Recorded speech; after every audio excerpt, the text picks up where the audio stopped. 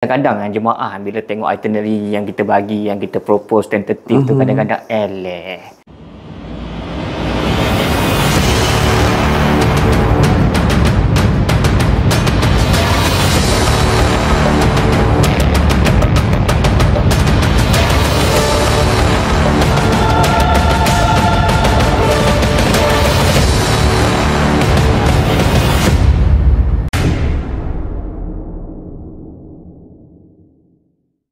Bismillahirrahmanirrahim. Assalamualaikum warahmatullahi wabarakatuh. Okay, Alhamdulillah kita bersama lagi dalam siri podcast di Lensa Haji Umrah. InsyaAllah pada hari ini saya Muhammad Nur Azwan bin Muhammad Lazam selaku pegawai operasi bagi Salam Hijrah Holiday dan Fakih Travel, dan bersama dengan saya ialah Saad Khairul bin Cik Saleh atau lebih dikenali sebagai UK, sebagai pembimbing umrah dan haji bagi Fakih Travels yang Berhad, Salam Hijrah Holiday dan Berhad. Okay, Alhamdulillah. Saya hari ni sangat, orang kata, sangat teruja lah dapat digandingkan bersama dengan ustaz yang hebat pada hari ni. Dah lama dah kita nantikan ini. Kita nak bersama kan. Ini banyak sangat persoalan yang kita nak pecahkan dan kita nak huraikan, dan topik pada hari ini untuk kita punya podcast pada kali ini yang kami pilih adalah tentang salah faham tentang kembara umrah. Salah faham jemaah tentang kembara umrah. Kita nak tahu banyak sebenarnya perkara-perkara yang jemaah ataupun sebelum mereka terbang, sebelum mereka sampai dekat Mekah dan Madinah, mereka berfikiran lain. Dan sampai kat sana, oh macam ni. Begitu. Boleh? Ustaz, kita dah gariskan beberapa subtopik ni, beberapa huraian, dan kita nak cernakan huraian tersebut dengan pengalaman yang ada pada, saya senang sebut, UK lah. Boleh? Baik, Ustaz? boleh. Okey, insya-Allah. Okey, yang pertama sekali yang kita nak sentuh pertama sekali adalah salah faham jemaah tentang kesesakan dan pengurusan masa. Okey, boleh Ustaz? Kita teruskan, kita huraikan terus. Terima kasih saudara Azwan ataupun lebih dikenali sebagai Ustaz Azwan, berkenaan dengan kesesakan atau pengurusan masa. Dia kembali kepada persoalan kefahaman dan juga kekeliruan yang berlaku kepada para jemaah Duyufur Rahman.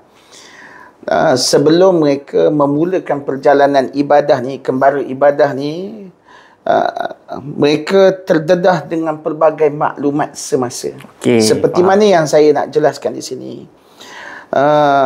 Kumpulan ataupun generasi orang yang telah terpilih dan memilih untuk pergi mengerjakan ibadah umrah di Tanah Suci hari ini, dalam keadaan di mana adalah mereka merupakan generasi yang bergerak seiring dengan masa. Bila apa maksud saya kat sini bergerak seiring dengan masa? Maksud saya di sini mereka juga mempunyai pengalaman kembara dalam perjalanan yang berbeza dengan pengalaman kembara melaksanakan ibadah umrah. Pengalaman-pengalaman mereka kembara bercuti di tempat-tempat yang viral, cuti di negara-negara yang hebat, mempunyai kesan pengalaman yang memberi implikasi kesan kepada pemahaman dia terhadap penjadualan, pengurusan masa dan juga kesesakan serta tekanan pengurusan masa kepada mereka ketika mereka dalam kembara perjalanan ibadah umrah. Sebagaimana contoh antara pengalaman kami bersama dengan jemaah satu ketika dulu zaman sebelum PKP. Kebanyakan mereka sangat taat dan akur dengan pengurusan masa yang kita uruskan. Dan pada ketika itu para mutawif, tak ramai mutawif muda-muda. Yang ada budak-budak pun boleh sangat kan? Anak tua dah. tua dah. Kan sedang meniti 5 siri. Muda lagi. Sedang meniti tak berapa hari lagi. Jadi sekarang ni kalau kita tengok pada waktu tu mutawif dan para jemaah sangat rapat dan juga bergerak dengan pengurusan masa yang telah ditentukan oleh mutawif. Kerana pada ketika itu mutawif adalah orang yang sangat dipercayai dan mengurus masa untuk jemaah bagi menyempurnakan ibadat, sebab tujuan mereka jelas. Daripada awal lagi mereka telah dipasak dengan pelaksanaan ibadat. Baik, pada zaman sekarang walaupun benda dan skema yang sama dipasarkan dalam pemikiran para jemaah. Okey. Pada masa yang sama. Sebab tu saya kata, generasi yang jadi jemaah pada hari ini adalah generasi yang bergerak seiring dengan masa. Mereka juga terdedah dengan dua bentuk pengalaman. So experience pertama mereka terlibat, pernah ada pengalaman dalam kembara perjalanan percutian yang lain-lain daripada tempat. Dia pergi ke Korea, dia pergi ke Vietnam, Indonesia, Bandung dan seumpamanya, ke mana lagi, ke subhanallah, ke Balkan dan seumpamanya. Barangkali mereka ada masa yang teratur, betul, yang orang kata happening. Tapi mereka dah tersalah faham bila mereka memilih untuk mengerjakan ibadat umrah. Mereka di sini agak tertekan sedikit. Terutama bila mereka berada dalam lingkungan kawasan yang sangat padat. Kesesakan dia sangat padat dan disebut sebagai high intensity. Kawasan yang begitu sesak dan mempunyai tumpuan serta peraturan-peraturan yang sangat ketat. Betul. Sebagaimana contoh, mereka berada di kawasan di bawah clock tower ataupun Abraj Zamzam. Ataupun Zamzam Tower di Mekah lah. Ada di Mekah, ni cerita di Mekah. Lepas tu mereka berada di Safwah Tower, Abraj Safwah, di mana kawasan turun dan naik para jemaah berada di tepi jalan, sisi bangunan. Mereka berada di Makkah Hotel, yang mana mereka berada di kawasan sisi jalan, bahu jalan antara Su'a Khalil dengan Makkah Hotel. Menyebabkan mereka terpinga-pinga bila bertembung dengan suasana orang baru keluar pada masjid, dia baru sampai, beg pula turun di tengah-tengah jalan, nak masuk, lalu masuk hotel, lalu pula di bawah tempat parking. Masya Allah. Itu antara pengalaman-pengalaman yang jika sekiranya para jemaah dia tidak bersedia dengan situasi sedemikian dan tidak diurus pemahaman tersebut daripada awal, akan berdepan dengan kekeliruan. Kekeliruan inilah yang menyebabkan para jemaah mula adanya satu bentuk persoalan kepada pihak syarikat. Dan lebih-lebih lagi, orang pertama yang kena persoalan ini, berhadapan dengan persoalan yang timbul dalam benak pemikiran para jemaah yang seumpama ini adalah para mutawif sendiri. Betul. Dan petugas-petugas di lapangan.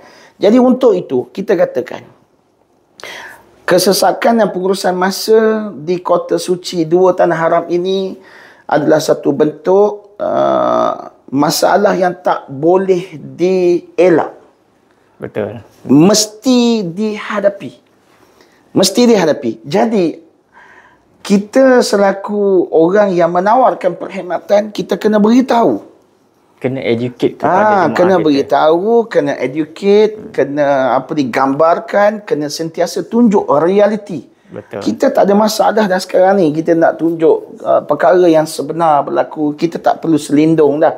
Nak selindung apa? Betul. Kan? Jadi lebih baik kita beritahu benda yang betul agar para jemaah bersedia untuk hadapi dan dia lihat bagaimana kesungguhan pengurusan syarikat untuk menyempurnakan program ataupun package yang telah ditawarkan kepada perkhidmatan yang ditawarkan kepada Duyuf Rahman.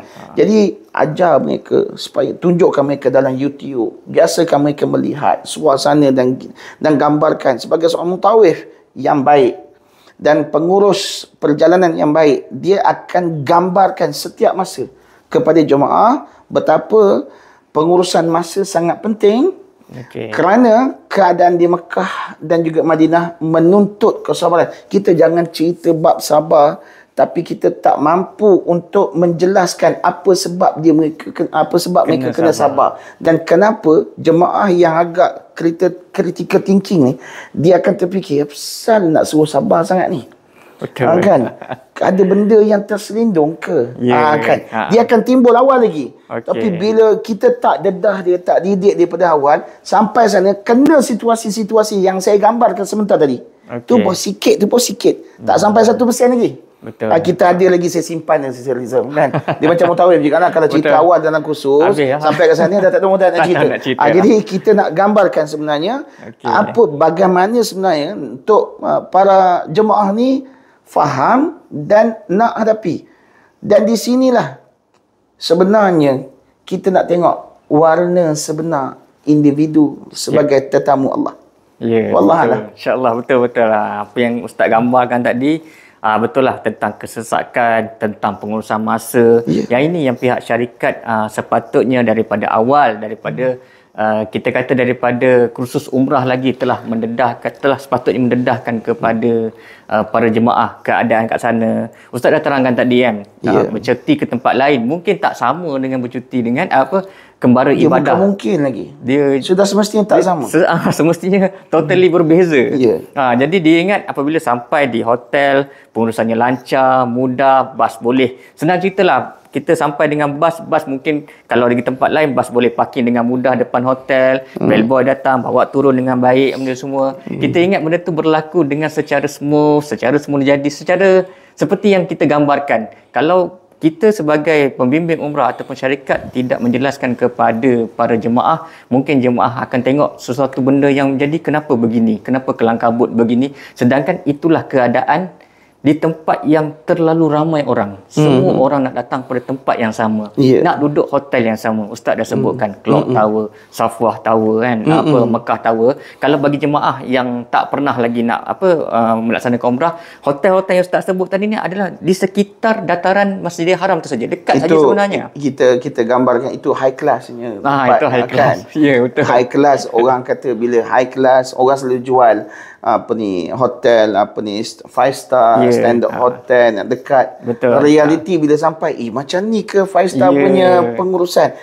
Jadi dia tidak adil bagi seorang jemaah dia menghukum keadaan kalau dia tidak cuba untuk memahami sesuatu urusan dan juga situasi-situasi yang dihadapi oleh pihak syarikat yang sememangnya memerlukan satu bentuk pengurusan atur gerak yang teliti. Betul. Jadi macam itulah. Itu kita sebut hotel 5 star. Belum lagi di sana hotel belum lagi yang 3 star, 4 star tu pun bagaimana masya-Allah kekalutannya, dan mungkin juga perkara-perkara yang di luar jangka ni boleh menyebabkan berlakunya pelbagai perubahan jadual. Walaupun kita dah tekankan ataupun kita dah sediakan satu itinerary jadual perjalanan kepada jemaah, dan kadang-kadang benda inilah yang jemaah kadang tak faham kenapa berlaku perubahan ini. Kadang-kadang mungkin daripada penerbangan kita daripada Malaysia mungkin ada penerbangan delay 1 jam 2 jam. Mungkin bila sampai kat sana sepatutnya kita boleh sampai di luar waktu solat, ataupun kita sampai tiba-tiba jalan tak boleh masuk dan jalan ditutup. Ini perkara ni sangat biasa Ustaz di Mekah terutamanya lah. Kadang-kadang jalan ditutup, tak boleh bas tak boleh masuk. Benda-benda perkara ni kadang-kadang bagi jemaah kenapa jadi begini begitu. Contoh bagi pengalaman saya sendirilah.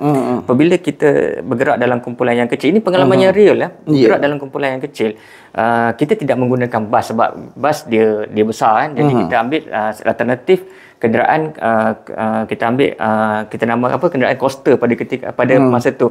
Dan apabila apa yang berlaku apabila nak masuk ke kawasan hotel, kita tak dibenarkan masuk menggunakan coaster. Ini adalah benda-benda yang seharusnya sebagai syarikat, sebagai mutawif ataupun daripada Malaysia lagi, kita kena terangkan kepada para jemaah kita lah, supaya memahami keadaan begini. Kadang-kadang itulah saya kata tadi, sepatutnya waktu yang kita boleh masuk, kita tak dapat masuk. Saya faham sebenarnya apa yang cuba nak disampaikan oleh, kegelisahan yang disampaikan oleh adinda saya ni, sebab mungkin dia berdepan dengan situasi yang begitu kritikal dalam waktu-waktu yang kritikal seperti mana yang saya tegaskan sebentar tadi. Kesesakan tadi mengenai suasana di hotel, ada kala kesesakan itu berlaku dengan sebab kerana perubahan cuaca. Betul. Perubahan cuaca. Okey, saya tekankan di sini. Pertama, penerbangan. Dia boleh delay. Once delay saja, apa yang telah dirancang oleh pihak syarikat akan berlaku perubahan secara drastik. Betul. Kan kemasukan hotel, perjalanan, masa apa semua akan diurus atur semula. Betul. Oleh pihak syarikat dengan pantas. dan sepantas mana pun syarikat boleh aturkan berhubung dengan pihak yang menyediakan perkhidmatan di Kota Mekah maupun di Madinah. Betul. Akan berlaku sedikit glitch. Bukan sedikit, kadang-kadang glitch dia terlalu besar jurang dia. Kerana apa? Kerana mereka juga ada jadual mereka. Betul. Mereka ada itinerary mereka. Mereka mempunyai jadual yang mesti diselesaikan seperti mana yang dia telah berjanji dengan orang lain. Betul. Sebab tu atas satu-satu bas tiap transportation, contoh transportation, bila dia sudah menunggu untuk tujuan menyambut kami, menyambut jemaah yang akan sampai, tiba-tiba berlaku delay yang bukan daripada sebab masalah kita. Betul. Masalah penerbangan. Betul. Dia sebabkan dengan cuaca ataupun masalah technical yang disebabkan kepada masalah kapal terbang, menyebabkan ia berlaku. Di sini para jemaah kena bersedia untuk memahami dan mengurus emosi bagi pihak syarikat dapat menyempurnakan tanggungjawabnya, tugasnya. Betul. Menyempurnakan hajat jemaah. Itu baru daripada KLIA ke Tanah Suci. Baru sampai. Kadang-kadang belum sampai masalah. Yang ni yang masuk Madinah, nak masuk Mekah, nak buat umrah, naik train SSR, naik train. On the way nak pergi kat train, hujan lebat.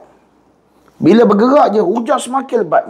Adanya petir, adanya ribut, train akan berhenti.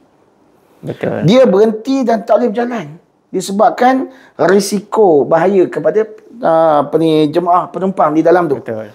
Jadi hajat jemaah nak sampai cepat dalam lingkungan dia dah rancang. Bukan jemaah yang rancang, pihak syarikat mutawif dah rancang perjalanan, mengatur masa dan sedemikian.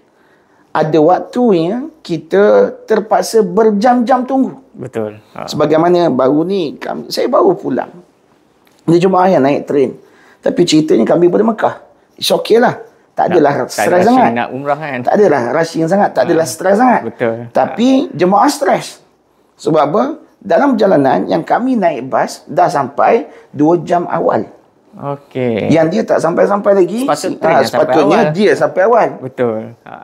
Dan kami dah sampai ni, dan kami dah rehat, dah masuk masjid, dah ziarah makam Rasulullah sallallahu alaihi wasallam, dah masuk masjid, sebahagian jemaah dah mula melontar.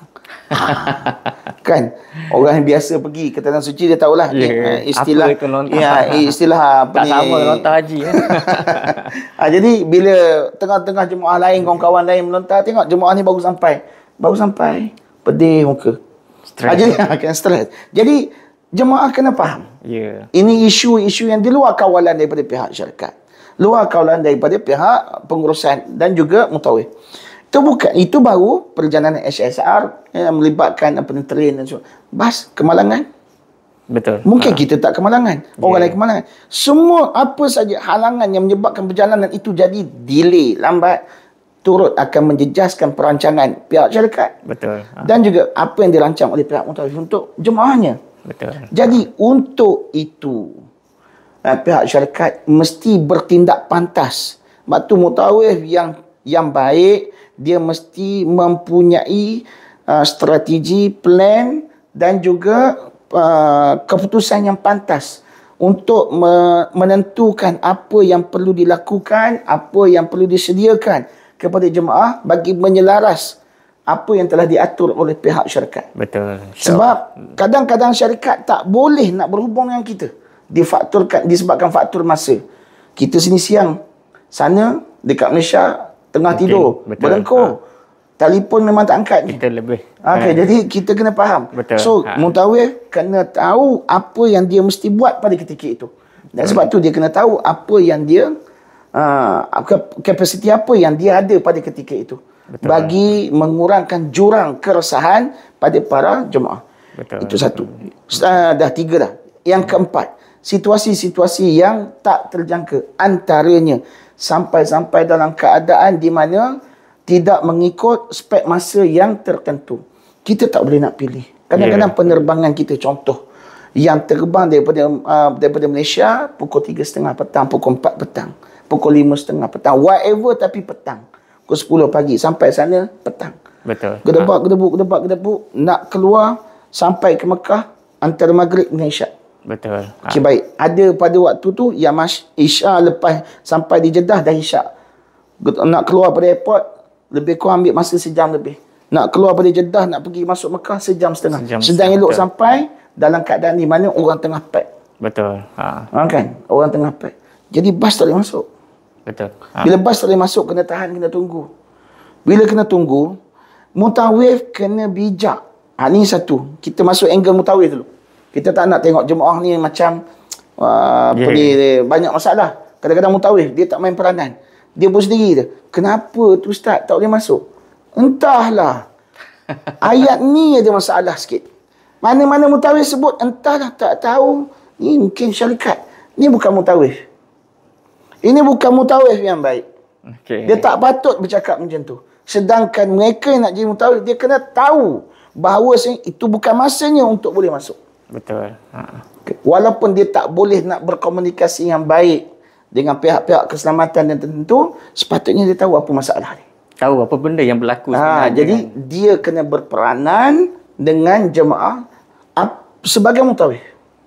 Okey, baik. Yang kedua, jemaah tu sendiri. Bila jemaah dah mendapat maklumat daripada pihak mutawif, percayalah, bila mutawif beritahu ada halangan pasukan keselamatan menghalang kita masuk pada waktu ni, mengambil masa waktu ni sekian-sekian, setelah kita dapat berkomunikasi dengan mereka, lalu kita tenangkan mereka, bersabar. Ini konsep sabar ni. Sebab tu bila kita tekankan dalam kursus umrah, dalam kelas bersiri kursus umrah, sabar tu apa dia sabar? Ni bukan sabar-sabar setakat ucapan. Sabar inilah yang kita nak implement ketika itu. Dan pada waktu di mana nak masuk pun dah kena, kadang-kadang berlapis-lapis kena tahan. Betul. Kan? Dah hotel depan mata pun tak boleh nak turun lagi. Sebab apa? Sebab ada arahan, peraturan. Dan para jemaah yang dikasihi Allah, sidang penonton yang dikasihi Allah Azza wa Jalla, ketahuilah kita berada di negara orang. Negara yang mempunyai peraturan yang tersendiri. Betul. Jika kita mahukan mereka yang datang ke negara kita menghormati peraturan di negara kita, menghormati kita, begitu juga mereka. Mereka juga tuntut penghormatan yang sama kita daripada kita.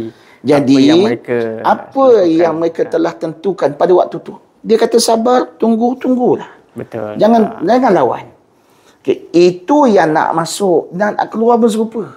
Betul. Kalau nak ambil semua keadaan, saya ingat kita bincang yang seksyen pertama ni pun malam sekarang pun tak boleh. Baru tak habis lagi. InsyaAllah kita dah faham kesesakan, jadual masa, banyak faktor yang terlibat. Okey, setakat ni saya rasa kita berhenti dulu. So kita beri laluan kepada iklan, insyaAllah.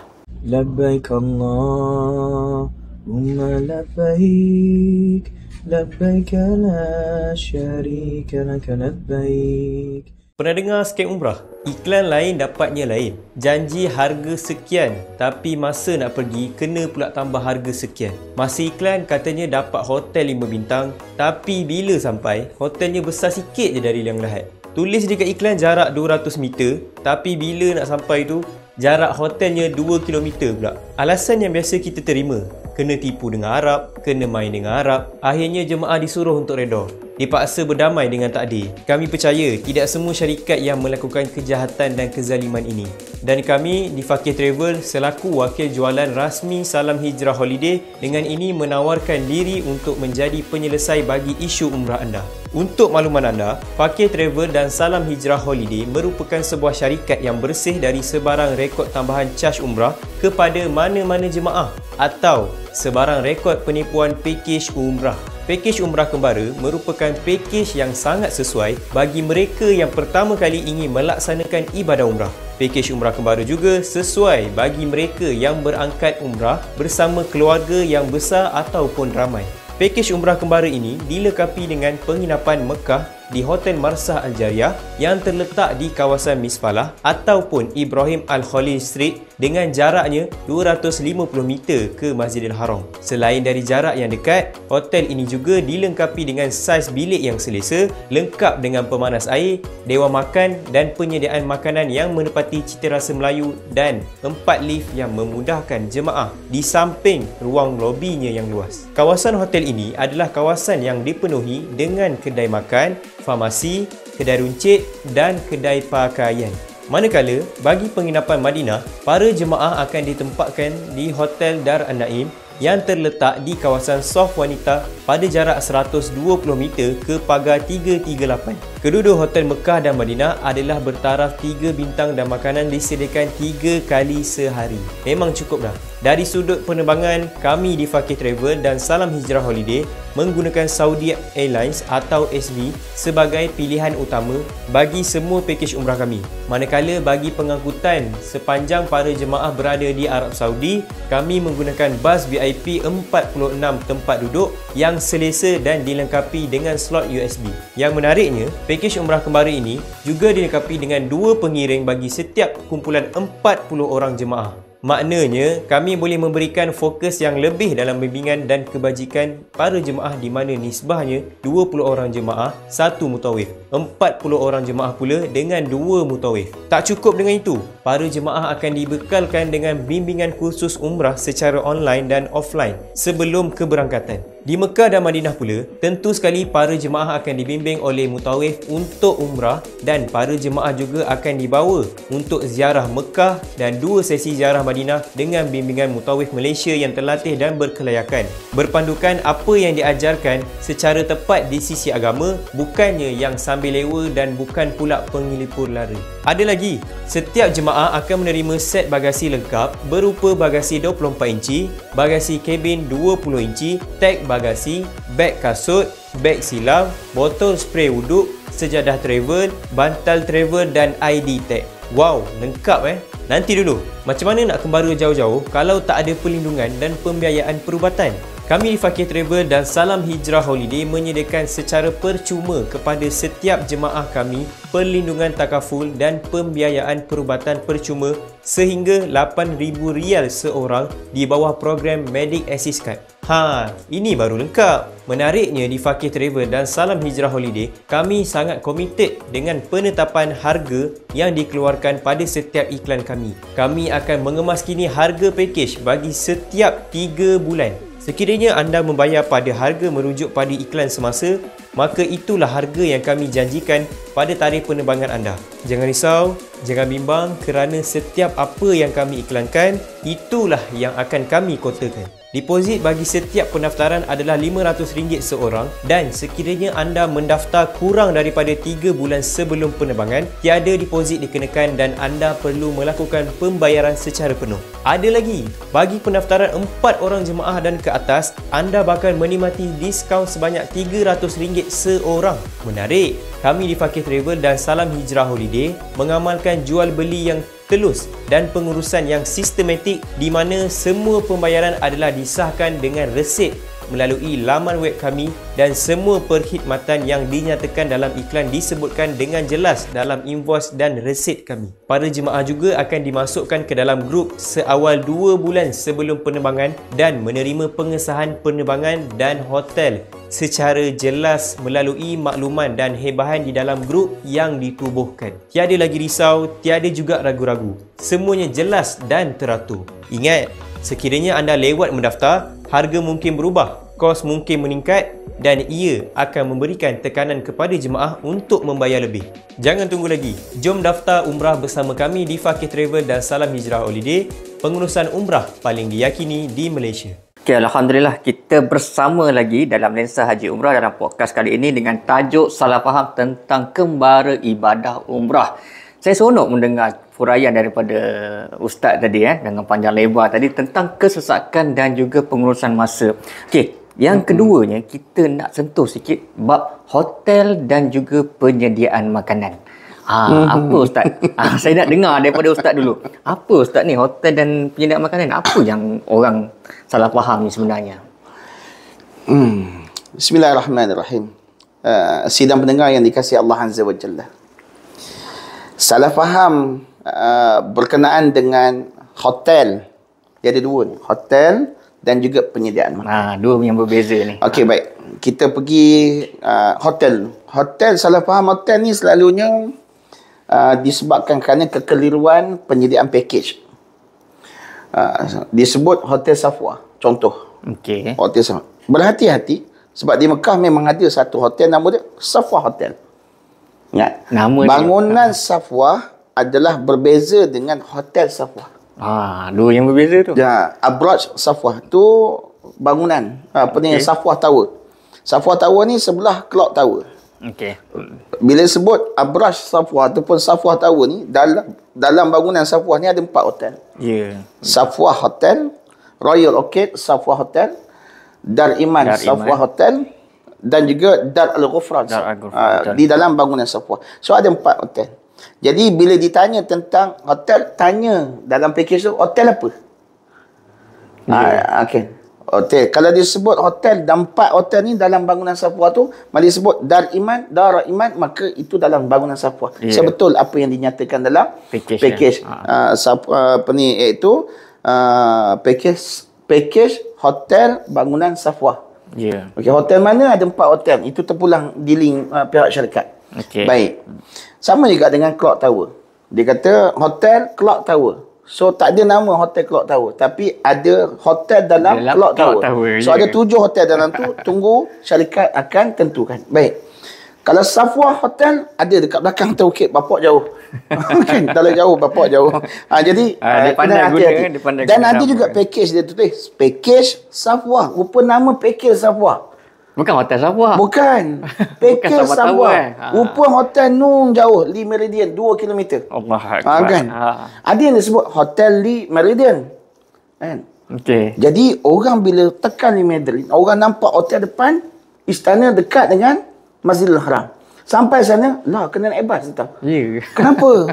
Rupanya dia sebut Lee Meridian. Lee Meridian hotel yang 2 km jauh daripada Masjidil Haram. Ini antara kekeliruan yang berlaku kepada para jemaah bakal tetamu Allah dalam menilai dan menerima package umrah. Kadang kita tengok nama package dan juga konten diberikan, harga yang diberikan.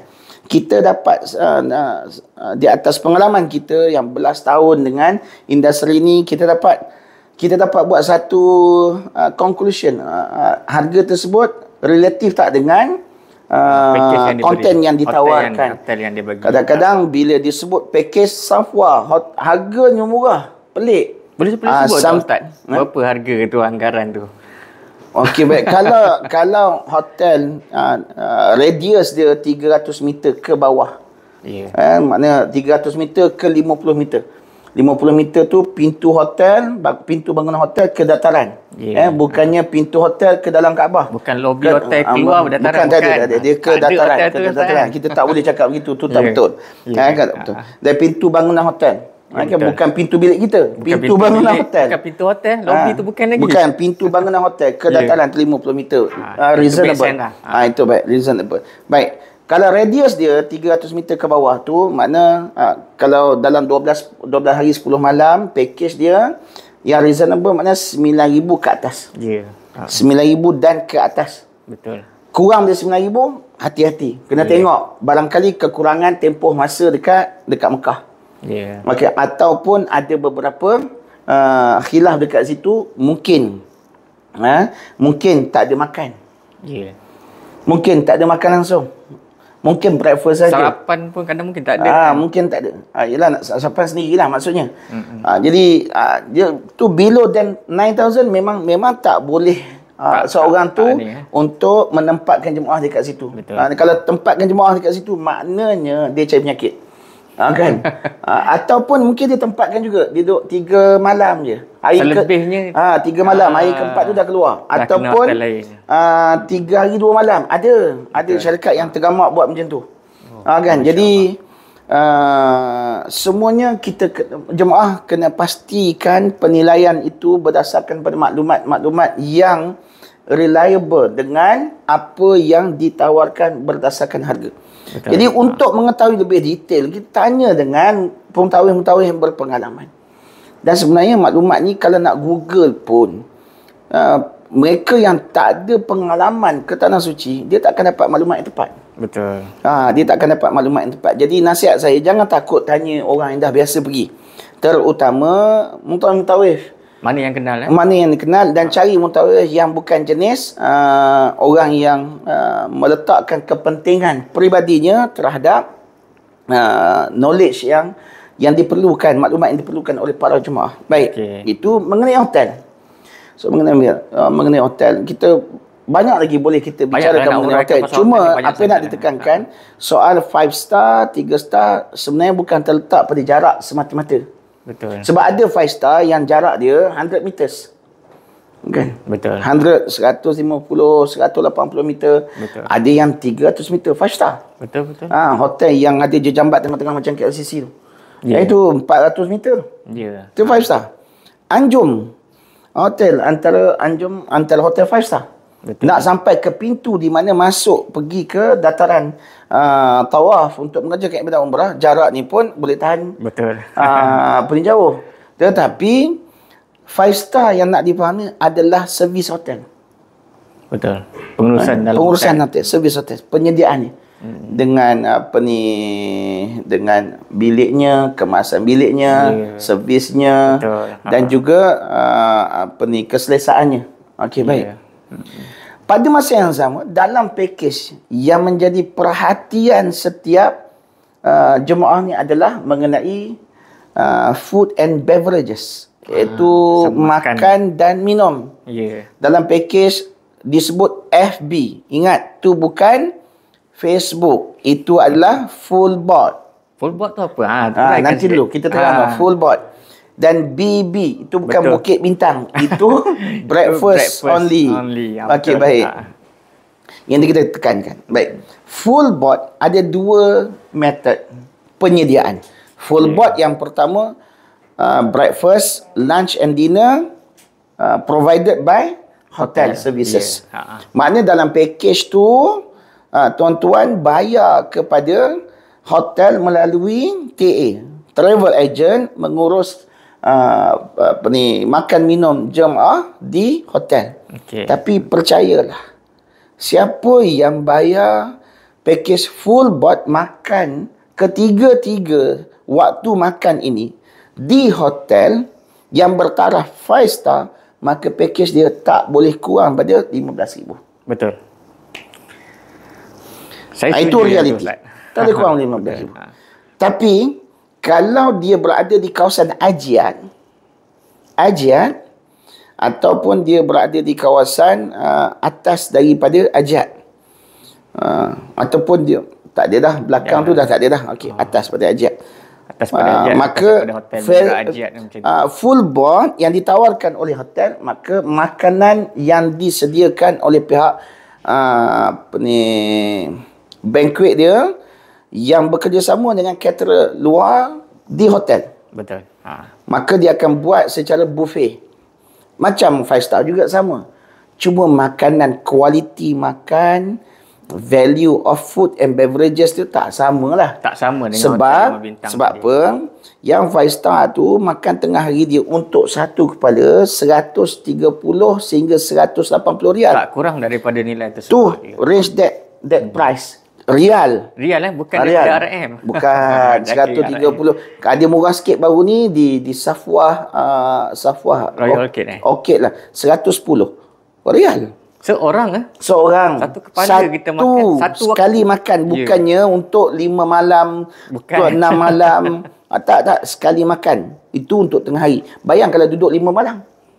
Itu makan tengah hari, malam. Itu makan tengah hari, malam dia tambah lagi 40 rial selalunya. Tambah lagi Tambah lagi 40 rial daripada harga tengah hari. Masya Allah. Jadi apa yang kita nak gambarkan di sini, bahawa makan untuk semahal itu, dia sebenarnya bukanlah saiz perut orang Malaysia. Betul. Walaupun yang cakap ni pun saiz dia saya orang Malaysia lagi. Saiz yang dikatakan SS. Lambat sikit. Support lah sikit. Apa tu? dekat SS tu? Super size. Super size. Tapi still Malaysia lagi. Still lagi. Still Malaysia lagi. Still Malaysia lagi. Maka kalau makan habis 12 riyal tu banyak sangat dah. Ya, betul. Banyak sangat lah kata orang Pahang ni.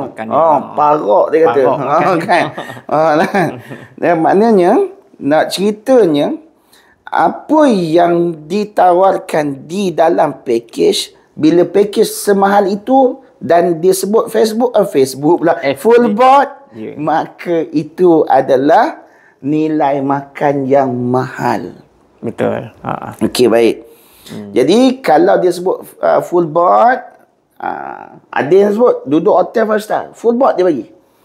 Harga pun orang kata yang kompetitif juga. Tapi dia bagi full board. Kita tanya, full board tengah hari yang malam packing. Biasanya packing ataupun dia akan dapatkan perkhidmatan secara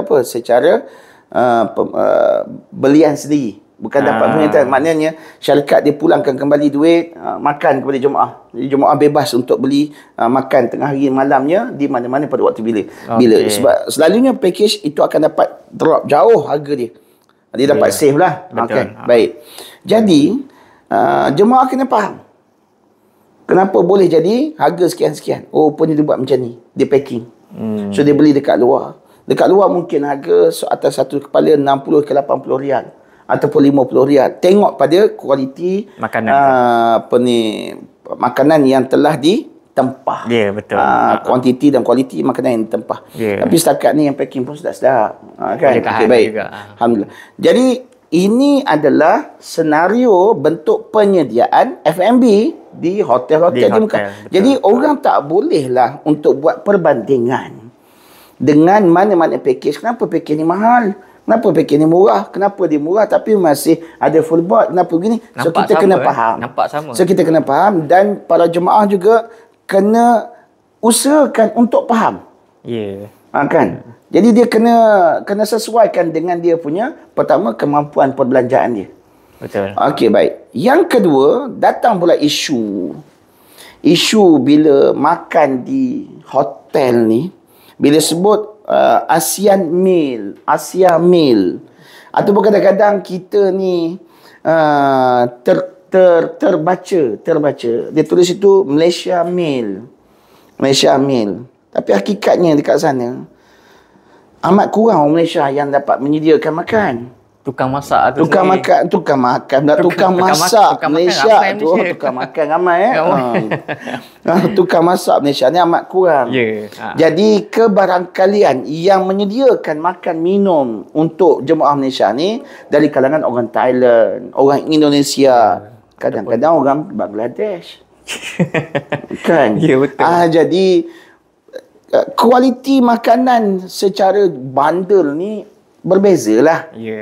Berbeza sebab bila mana kita terlalu fokus kepada nilai harga package yang terlalu murah, maka itulah nilai yang kita dapat. Namun begitu, ada kalanya travel agency dikhianati dengan caterer yang tidak bertanggungjawab, penyediaan makan yang tidak setara dengan nilai, penyediaan makan yang juga tidak mempunyai kualiti yang baik, penyediaan makan yang tidak mencukupi. Betul. Ini sebenarnya masalah kejujuran di antara operator dengan operator. Kadang-kadang ini yang dihadapi oleh kebanyakan travel agency apabila berdepan dengan operator caterer yang tidak bertanggungjawab dan tidak jujur, tidak amanah. Penyediaan makan yang tak cukup, kadang-kadang dengan harga yang terlalu murah, mereka terpaksa menyediakan juadah lauk pauk yang ala kadar, yang menyebabkan kualiti makan tidak seperti mana yang diperlukan oleh para jemaah. Diperlukan yang dibayar oleh kan. Jadi jemaah juga bila terlalu nakkan murah package macam tu lah. Kadang tak boleh nak komplain juga. Tak boleh nak komplain juga. Okey tu. Itu isu yang kedua. Isu yang ketiga, dia berdepan dengan masalah kesesakan Sesak lagi ni. Macam persoalan pertama. Ya. Tadi sesak kat luar, ni dah masuk. Sesak Sesak juga. kat dalam juga. La ilaha illallah. Tak habis-habis Sesak sesak. je dah. Kena ingat, pertama, dua tanah haram ni adalah bumi yang sering dikunjungi oleh manusia. Paling Daripada Asia, kita tak boleh menafikan. Betul. Champion orang Indonesia. Ya. Dengan jumlah dia yang ramai. Tapi mereka juga champion Champion apa tu? dalam menafikan hak orang lain. Saya tak teragak-agak berkata demikian. Kerana mereka tidak ada disiplin. Betul. Bahkan mereka seperti memang tak terdidik. Maafkan saya.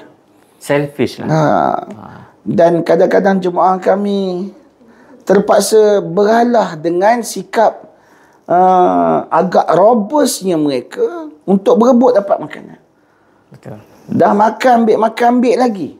Yang makan situ, yang bawa naik ke bilik bawa lain naik pula. ke bilik tu Sehingga kan bila turn jemaah kita nak ambil makanan pun habis. Betul. Bila kita komplain makanan habis, tidak ada feedback yang baik kita diperoleh oleh pihak caterer sendiri. Dan akhirnya memberi kesan yang begitu buruk kepada travel agency. Betul. Kenapa? Kerana caterer yang tidak jujur berurusan dengan pihak travel agency. Betul. Jadi situasi-situasi begini, bukanlah saya nak menangkan travel agency semata-mata. Betul. Tapi dia masalah ni perlu diimbangi secara holistik.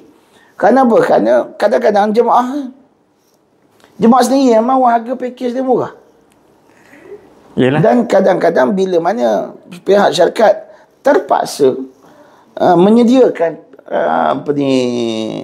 kos pemakanan yang murah, pasal berdepan dengan caterer-caterer yang sememangnya tak mampu menyediakan apa yang dimahukan oleh pihak travel agency. Betul.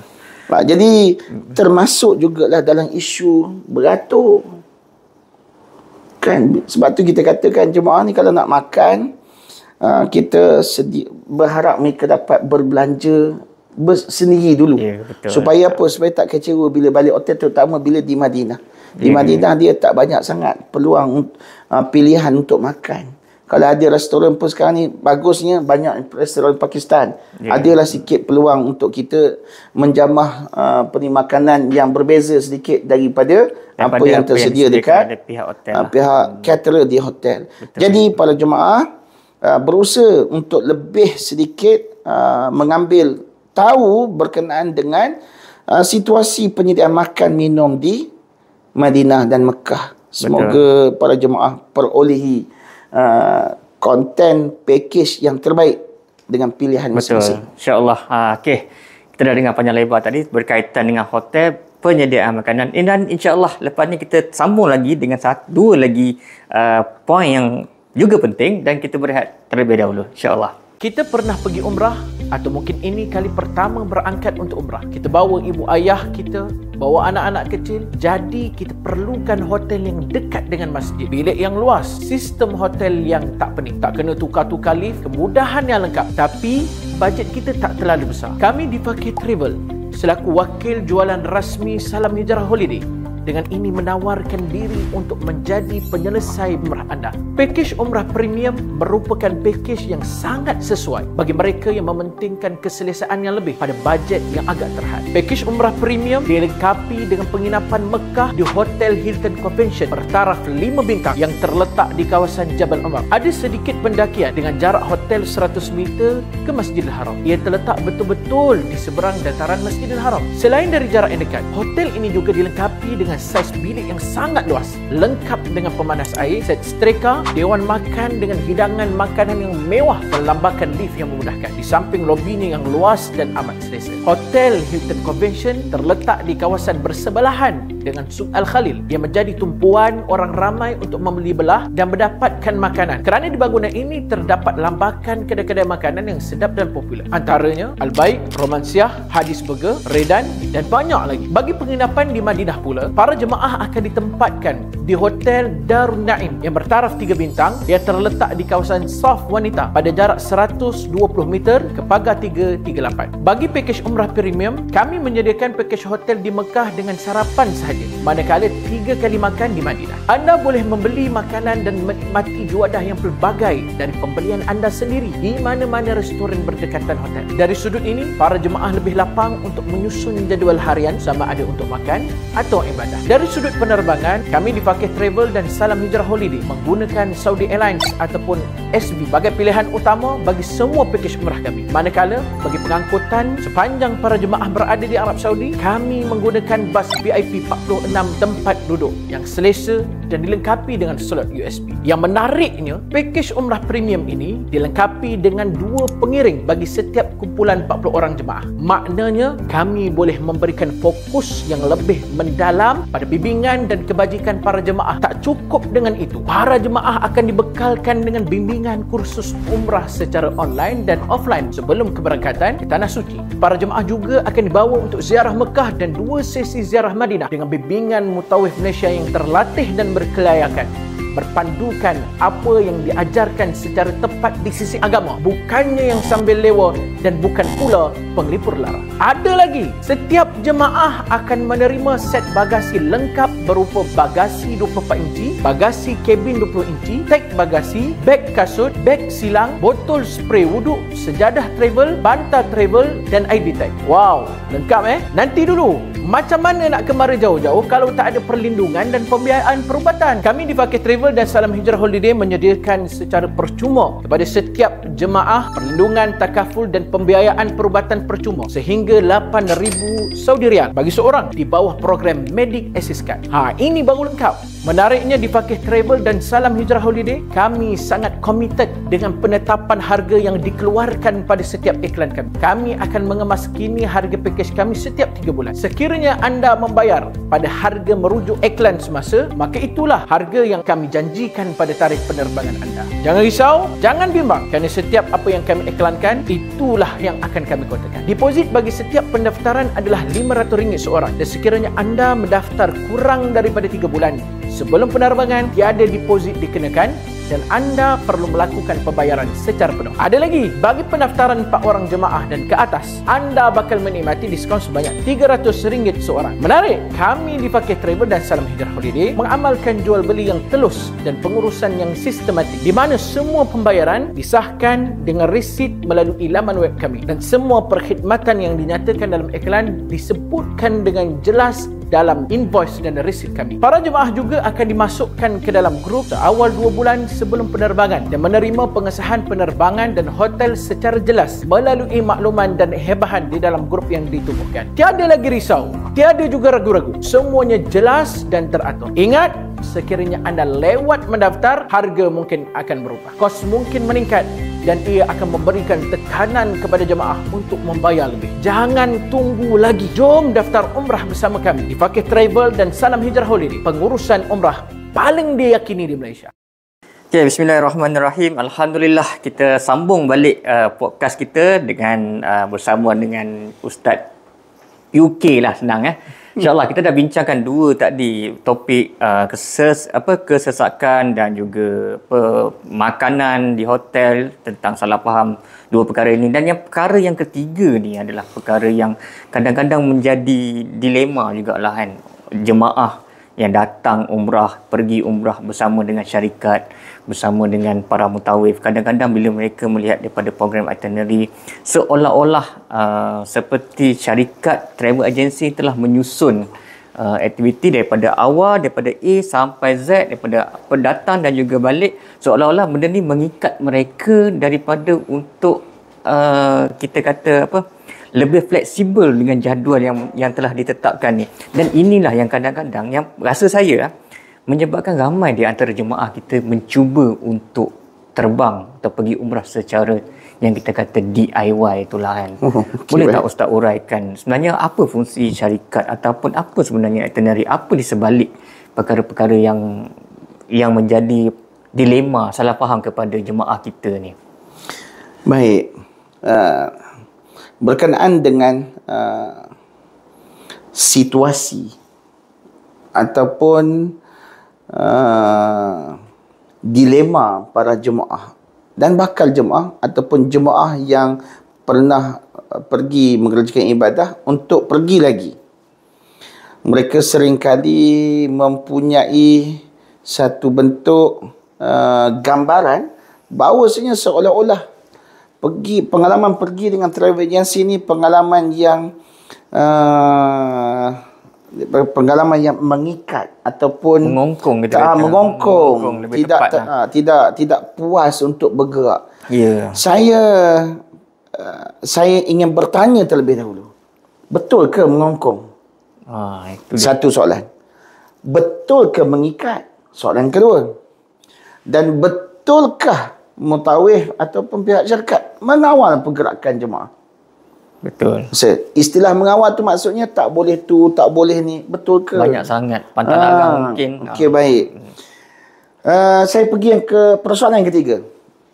Betul ke mutawif ataupun syarikat mengawal jemaah?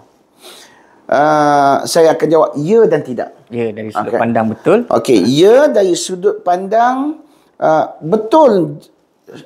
Kebanyakan mutawif yang bertanggungjawab, yang concern dengan keselamatan, yang concern dengan keabsahan pelaksanaan ibadah, dan juga yang concern dengan kebajikan jemaah.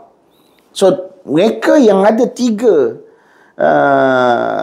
sudut pandang yang mereka galas sebagai seorang mutawif dalam situasi-situasi tertentu, maka mutawif mempunyai satu autoriti yang diamanahkan pada mereka.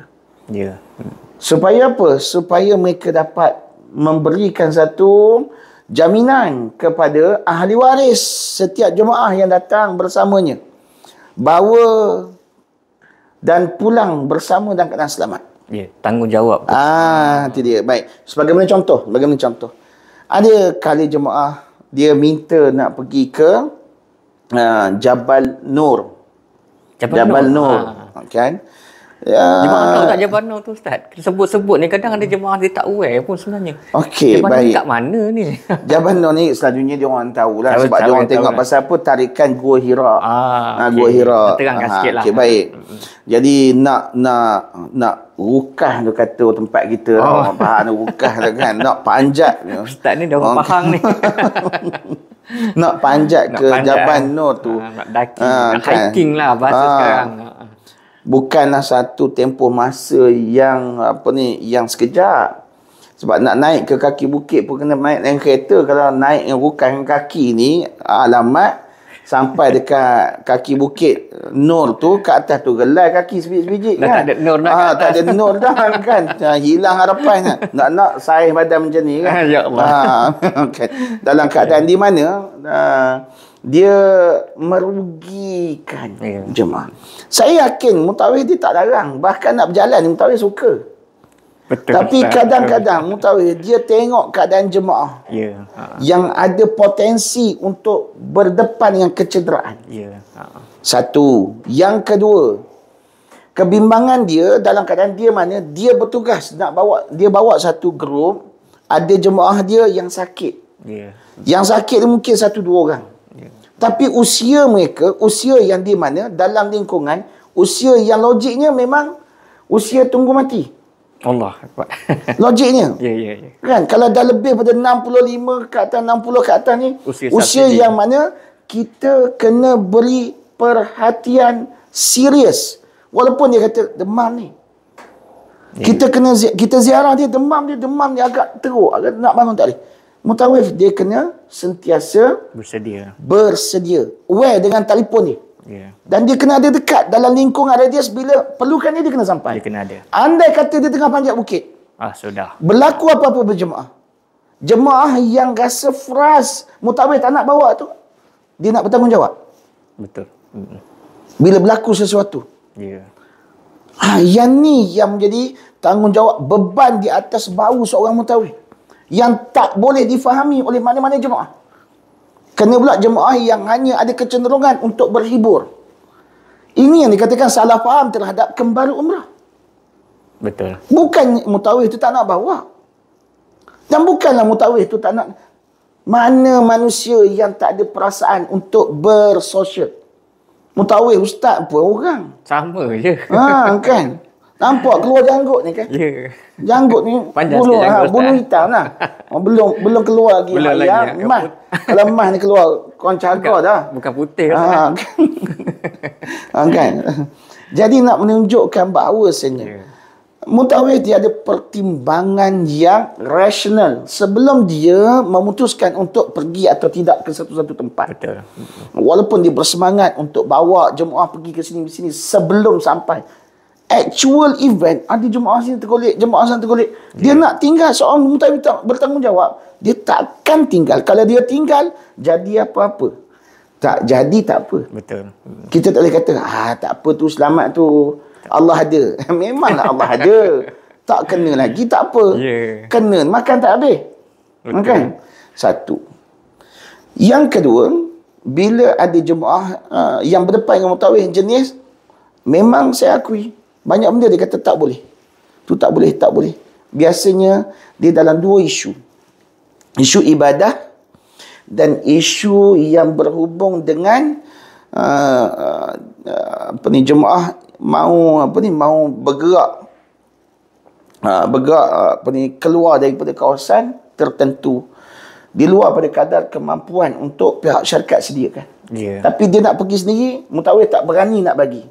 Bimbang. Faktor apa? Mungkin barangkali mereka ni perempuan. Mungkin mereka ni pertama kali. Ya, betul. Okey, baik. Kita ambil senario pertama, bab ibadah. Ibadah ni, bila para jemaah minta untuk mutawif, dia buat sesuatu di luar pada petunjuk Al-Quran dan Rasulullah SAW. Mutawif yang baik, dia akan urus kejahilan ini. Betul. Dengan proses mendidik. Ya. Mutawif yang kurang matang, dia akan menghukum. Mutawif yang baik, dia akan mengurus kejahilan. Dia akan bersikap dengan sikap tawassut. Dia akan bersikap dengan sikap tanazzun. Tawazun. Dan dia bersikap secara i'tidal serta tanassuk. Dia kena bertindak dalam 4 konteks. Ini fiqh. Kan? Tawassut, sederhana dalam mengurus kejahilan. Betul. Tawazun meletakkan dalil naqli dengan akal. Sejauh mana penerimaannya. So, meletakkan dalil, mencernakan dalil, mencerakinkan dalil, disesuaikan dengan kemampuan dia menerima dan memahaminya. Okey. Dan yang ketiga, kena i'tidal. Benar, benar, salah, salah. Boleh, boleh, yang tak boleh, tak boleh. No doubt. Apakan daya? Sebab begitulah Quran katakan, begitulah yang dilarang oleh Nabi SAW. Ya, betul. Tapi kita kena buat dengan pendekatan yang Allah Ta'ala sebut dalam Quran. Pada surah An-Nahl ayat 125. Bil hikmah, mau'izah, kilah ahsan. Dan tidak bergaduh dengan orang-orang jahil. So ini pendekatan yang sepatutnya dan sewajarnya seorang mutawif kena diurus. Maka wujudlah benda yang dikatakan tak boleh dengan boleh.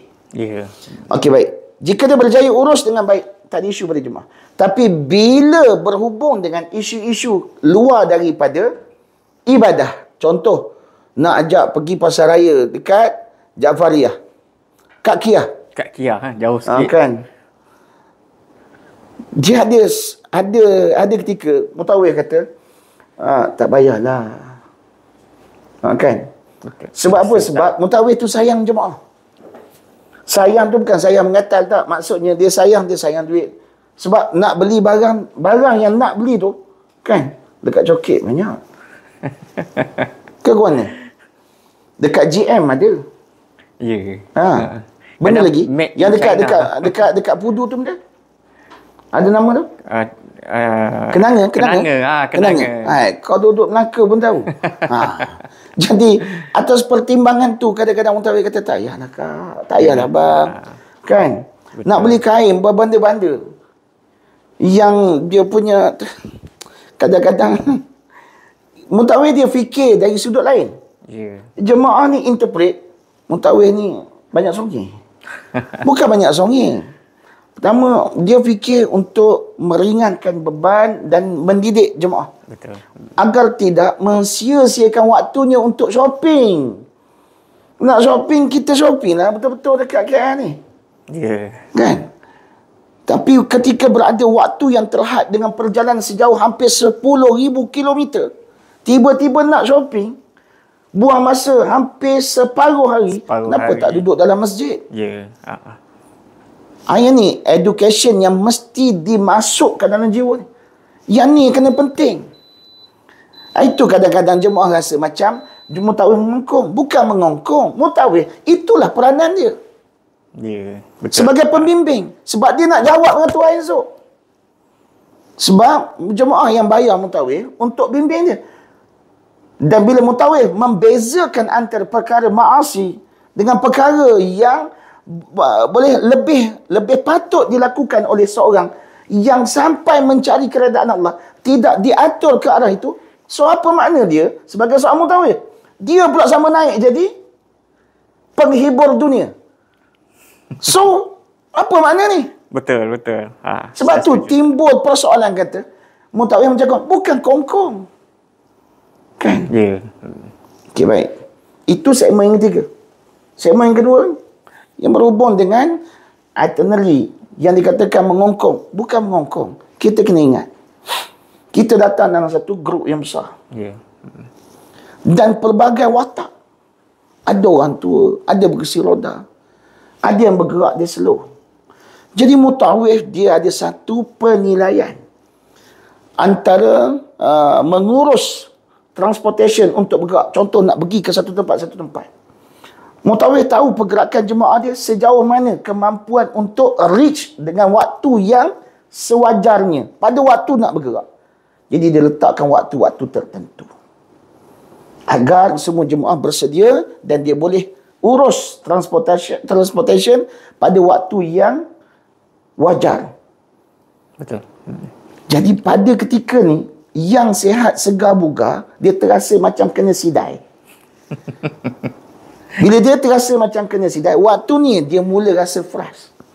Ya. Saya tak nafikan nak rasa frust. Tapi inilah ujian apabila dia berada dalam sebuah kelompok besar dengan pelbagai. Ya. Itu tujuan ilmu, pengalaman dan pelajaran untuk para jemaah yang datang ke Tanah Haram. Dia belajar sesuatu, tasammuh. Memerlukan berlapang dada, tasammuh. Dengan kekurangan manusia supaya dapat menginsafi diri dia. Kalau ini dia tak boleh terima, apa makna dia datang atas nama kembara ibadah?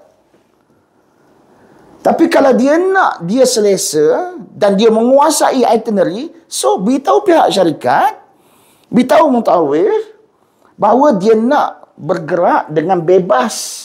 Dia perlukan package yang bergerak dengan bebas. Syarikat boleh buat. Daripada dia pergi DIY, silap hari bulan, kos lebih mahal daripada pergi dengan travel agency. Ya, betul. Boleh beritahu ya pihak syarikat. Saya nak pergi keluarga saya je. Saya nak pergi 5 orang. Kita boleh saya nak buat pergi 10. Syarikat boleh buat pun tak boleh buat. Boleh. Kan? Beritahu je kami. Ya. Kan? Kami aturkan. Tak ada masalah. So what? Kita buat apa? Ya. Kan? Tapi janganlah suruh mutawif bawa kapal terbang. Memang tak Itu boleh tak lah. mungkin lah kan. Kan? Kilit kapal terbang, tu insyaAllah boleh.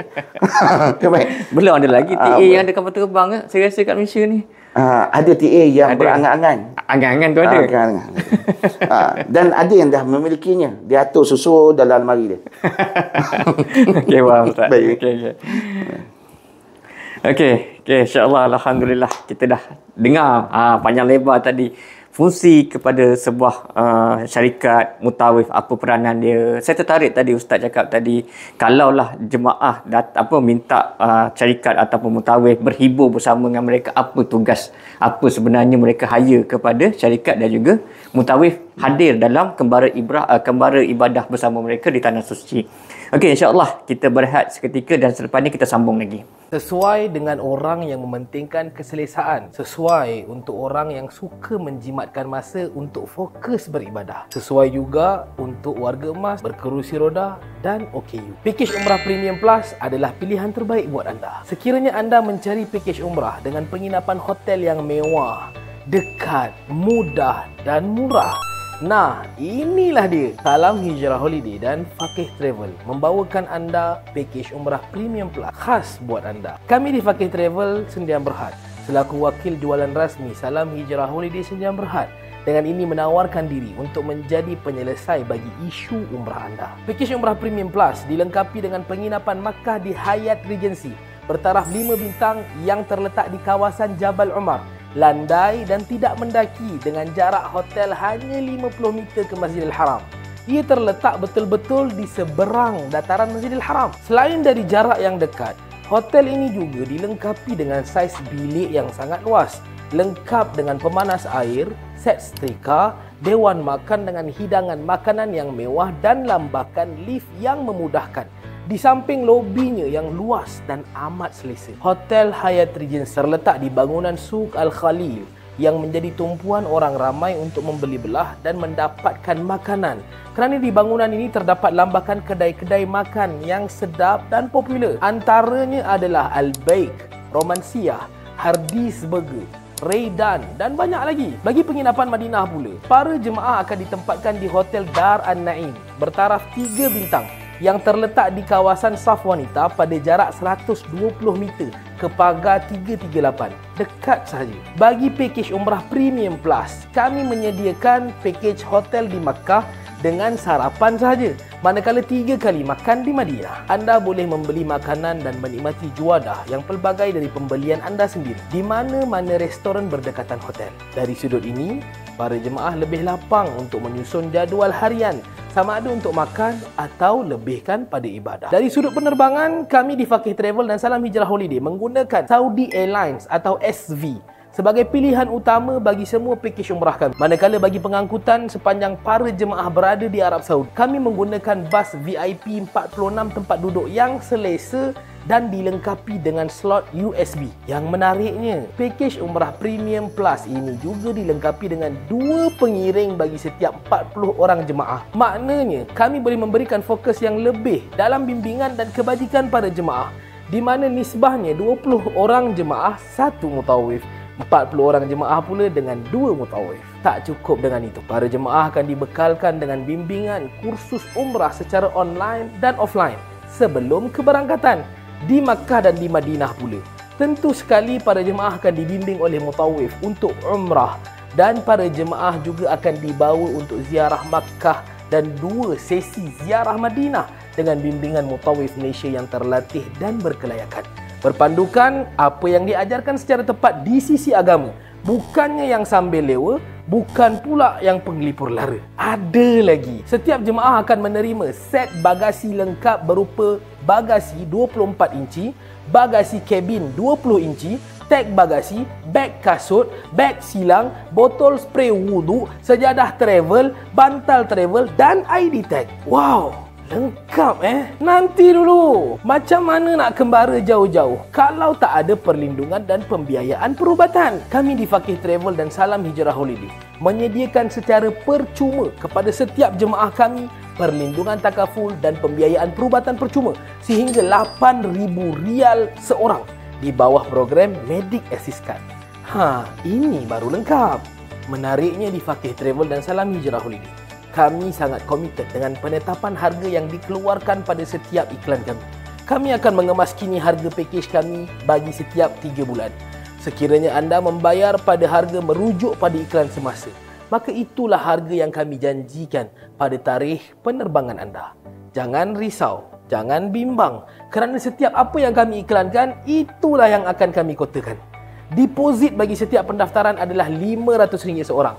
Dan sekiranya anda mendaftar kurang daripada 3 bulan sebelum penerbangan, tiada deposit dikenakan dan anda perlu melakukan pembayaran secara penuh. Ada lagi, bagi pendaftaran 4 orang jemaah dan ke atas, anda bakal menikmati diskaun sebanyak RM300 seorang. Menarik! Kami di Faqih Travel dan Salam Hijrah Holiday mengamalkan jual beli yang telus dan pengurusan yang sistematik, di mana semua pembayaran adalah disahkan dengan risit melalui laman web kami. Dan semua perkhidmatan yang dinyatakan dalam iklan disebutkan dengan jelas dalam invoice dan risit kami. Para jemaah juga akan dimasukkan ke dalam grup seawal 2 bulan sebelum penerbangan dan menerima pengesahan penerbangan dan hotel secara jelas melalui makluman dan hebahan di dalam grup yang ditubuhkan.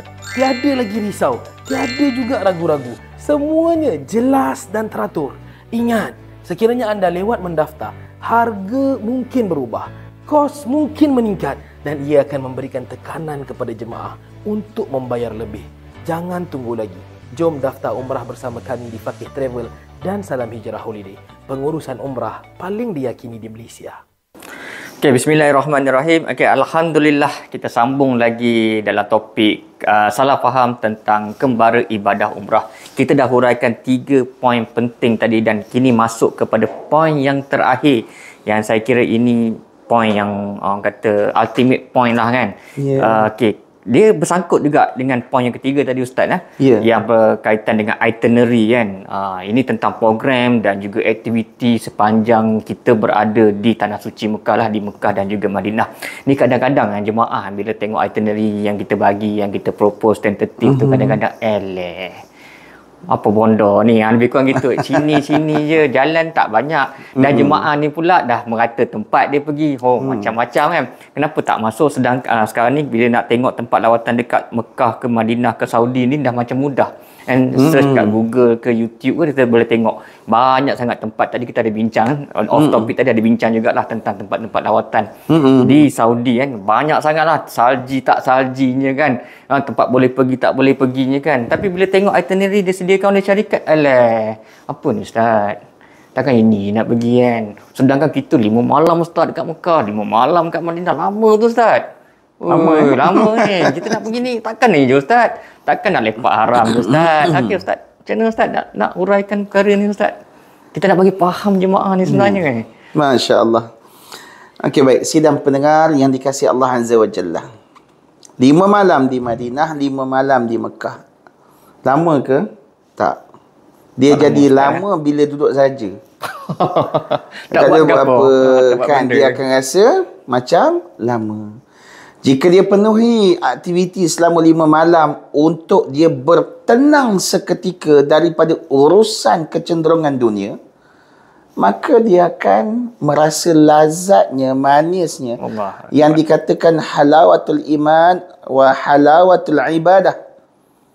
Berada di 2 tanah suci dengan mengambil ilmu daripada orang-orang yang saleh, orang yang alim ketika berada di sana. Duduk dalam masjid, mengambil ilmu, mendengar, mengisi jiwa itu dengan ilmu. Masya Allah, dia akan merasakan masa itu tak cukup. Tak cukup. Memang tak cukup. Masya Allah. Dan seperti mana yang sedia maklum, setiap kali kami meninggalkan Madinah, dalam tempoh 5 malam kami berada di sana, berusaha mencari ruang untuk bersama dengan guru-guru, masyih-masyih yang mengajar, menyuluh kehidupan ini dengan ilmu. Masa yang kami ada ialah sebagai seorang mutawif, nak berlama-lamaan dengan masyih-masyih ni tak cukup masa. Ya, betul. Kami pernah mengalir air mata saat tinggal Madinah tu dalam keadaan bukan kerana tinggalnya macam tak balik, tapi menangis kami kerana meninggalkan Madinah. Rasa sesalan tu ada kerana tak cukup masa bersama dengan bimbingan hidup beragama. Agak pelik bila manusia, jemaah, kecenderungan pemikiran dia bila berada di 2 tanah suci terarah kepada kesan ball ice. Dia panggil ball ice, yang dibawa oleh retorik mereka yang menggambarkan tempat-tempat lawatan berhibur sepanjang berada di 2 tanah suci. Saya tak pelik kalau jemaah yang datang nak pergi ke tempat-tempat tertentu untuk mengambil ibrah. Sekiranya mereka ni dah berulang kali ke tanah suci, inilah kali pertama yang dia datang nak pergi ke tempat-tempat yang tertentu. Maka berusaha untuk menyelit waktu yang sesuai bagi sampai ke tempat-tempat tertentu, bagi menghayati, melihat sendiri keagungan dan kebesaran Allah. Saya rasa tak berapa pelik jika ada yang sedemikian rupa. Tapi yang pelik jika dia atur tempat pelancongan untuk diisi sepanjang berada 5 malam di Madinah, 5 malam di Mekah. Naik cruise lah. Oh, ada Ustaz. Ada. Kan, naik cruise daripada Jeddah pergi terus ke ke Yanbu. Yanbu turun pergi ke Madinah pergi biar tahu pula kan ada pula yang claim ni kan. Ustaz boleh. Pergi ke Madinah, lepas tu bermikot di Zulaihlifah, naik pula ke Mekah. Kan, Allahu Akbar.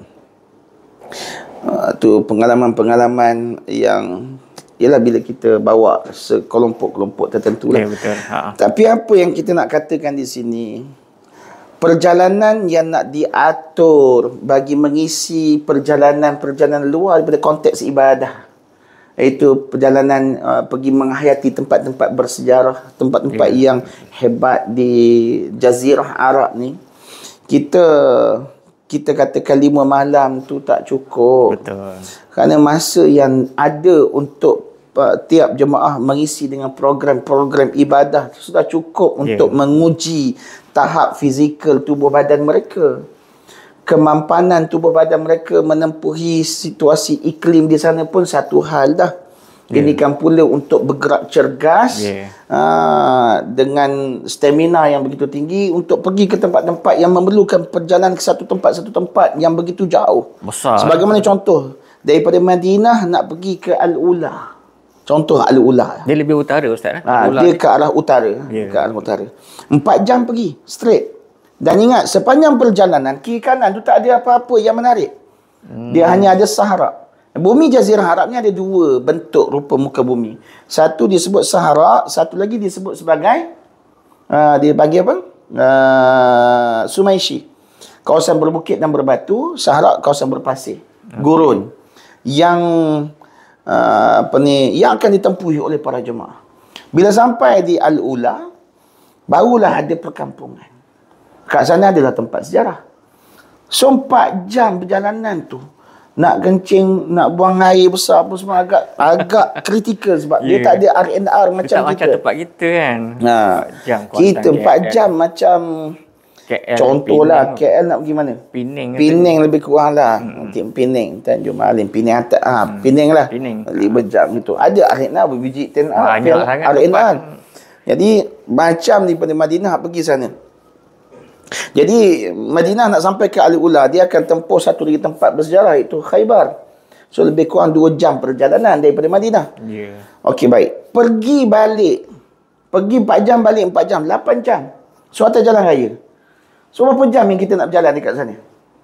Nak jalan lagi kan? Nak berjalan lagi ni. Okey, dekat di Madain Saleh, antara Al-Ula dengan Madain Saleh. Tempat Madain Saleh ni ada tempat-tempat antara Jabal Al-Fil, bukan Fil. Ni Jabal Al-Fil. Sebab ada jemaah kan dia excited nak bercakap Arab kan.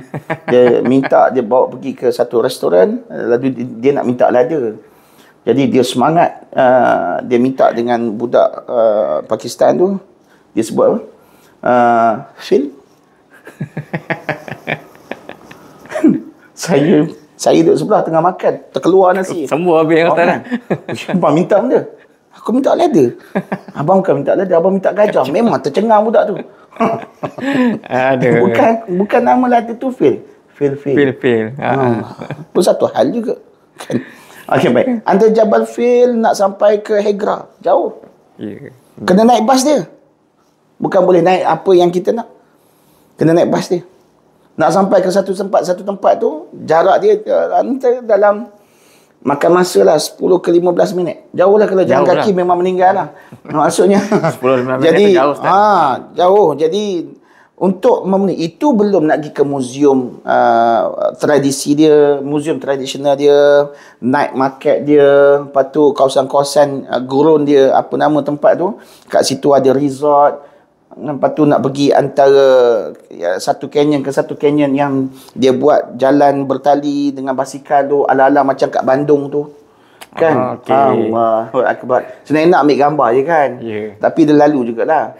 Ada duit boleh je sampai, tak ada masalah. Ya, Semua tu betul. duit. Kan?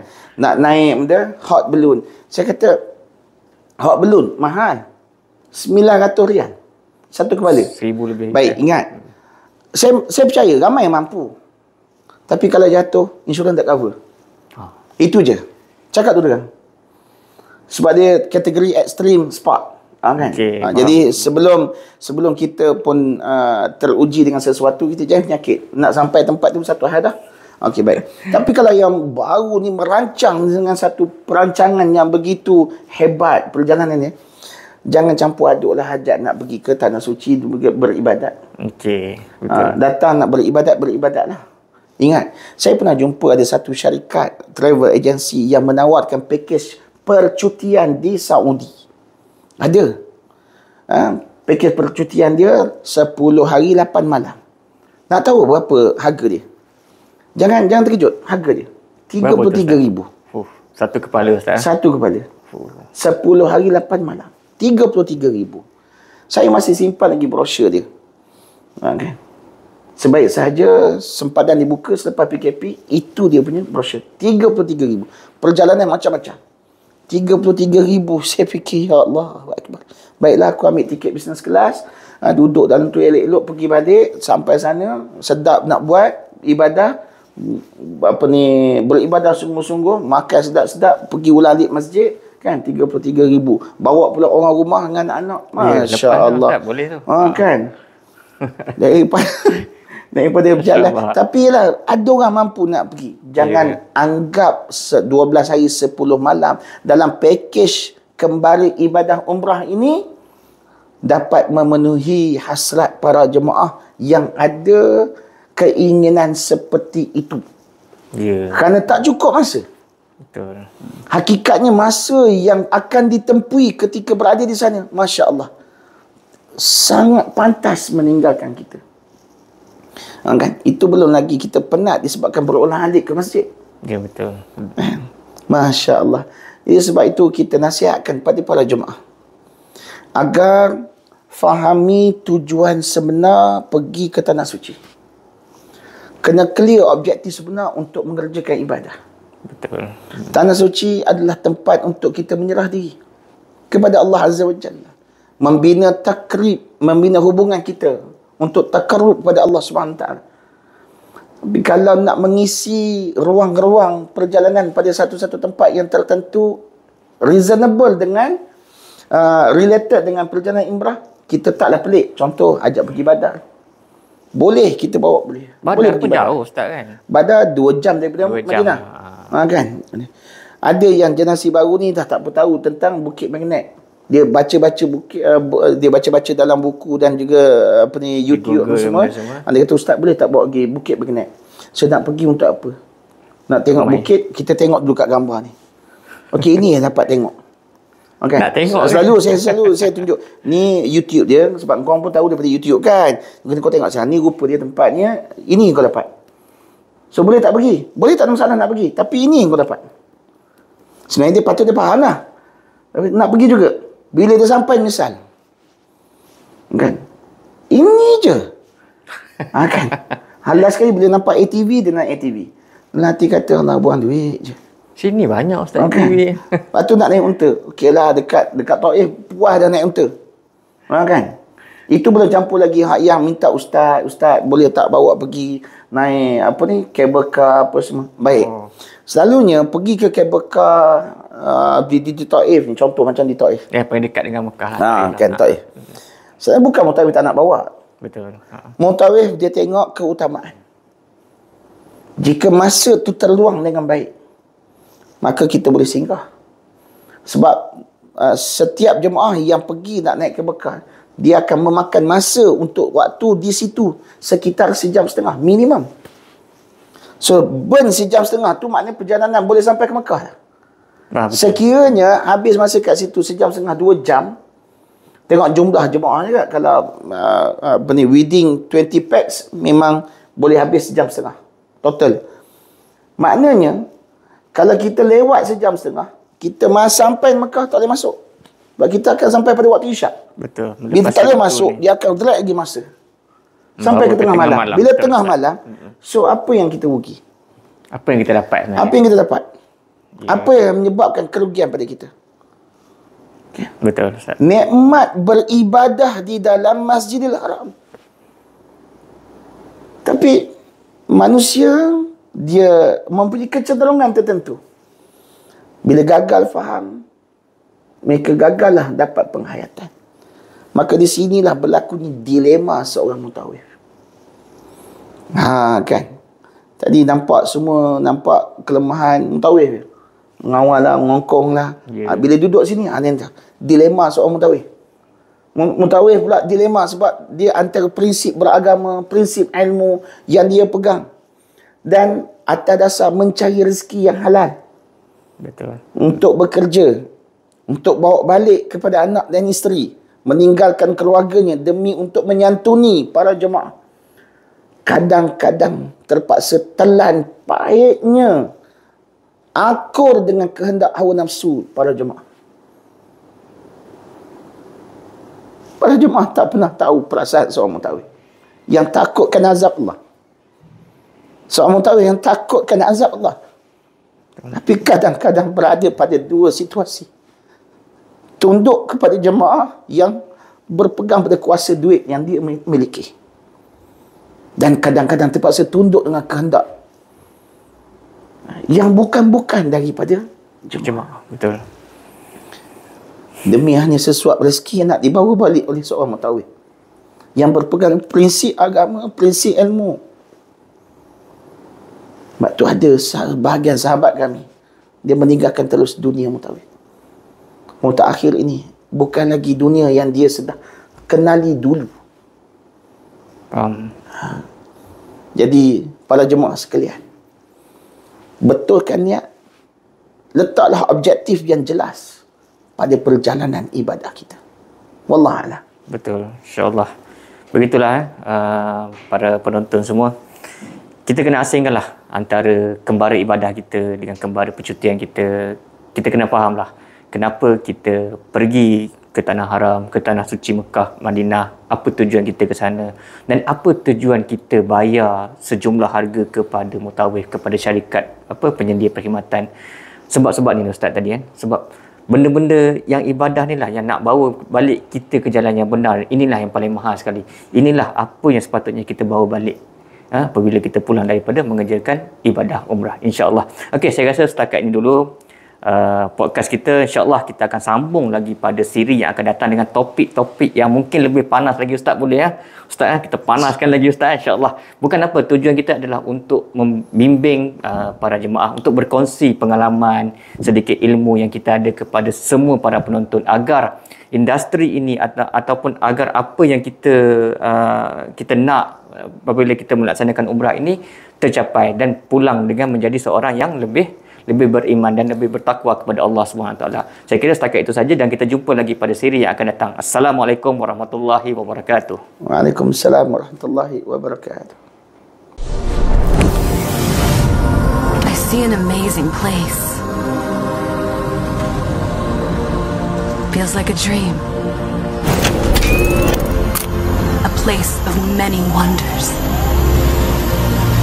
and full of life.